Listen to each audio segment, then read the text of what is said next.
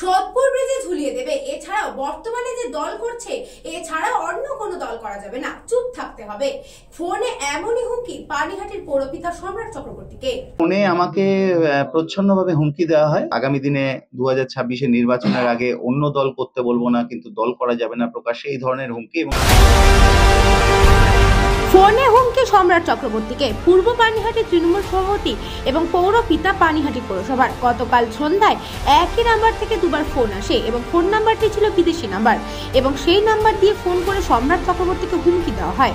বলা হয় তাকে বর্তমানে যে দল করছে এছাড়াও কোনো দল যাতে না করে চুপচাপ থাকতে বলা হয় তাকে। সেই ফোনে হুমকি দেওয়া হয় পানিহাটির বিধায়ক তথা মুখ্য সচেতন পশ্চিমবঙ্গ সরকার নির্মল ঘোষকে এবং তার পুত্র পানিহাটি পৌরসভার পৌর পরিষদ সদস্য তীর্থঙ্কর ঘোষ। এই দুজনকেই সোদপুর ব্রিজে ঝুলিয়ে দেবে। এর পাশাপাশি তিলোত্তমার নাম নিয়েও প্রসঙ্গেও বলা হয়। সামনে ইলেকশন আসছে না? হ্যাঁ, সামনে ইলেকশন আসছে 26-এ। হ্যাঁ আসছে তো। হ্যাঁ, তো এখন কথা হচ্ছে, ভালো মানুষ যদি খারাপদের সাথে মিশে যায় সে কি আর ভালো?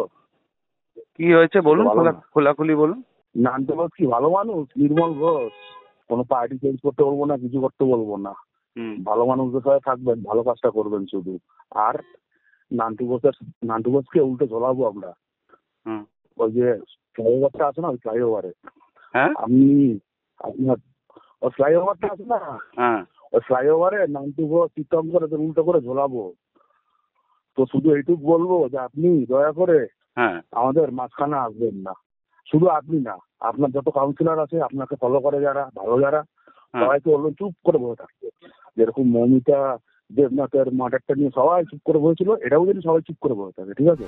যেমন সবাই চুপচাপ আছে, ঠিক আপনারাও একই রকম ভাবে চুপচাপ থাকবেন। এই ঘটনার পরিপ্রেক্ষিতে সম্রাট চক্রবর্তী থানায় অভিযোগ করেছেন এবং দলীয় স্তরেও জানিয়েছেন তিনি নিজে আতঙ্কিত না থাকলেও পরিবার নিয়ে আতঙ্কে আছেন।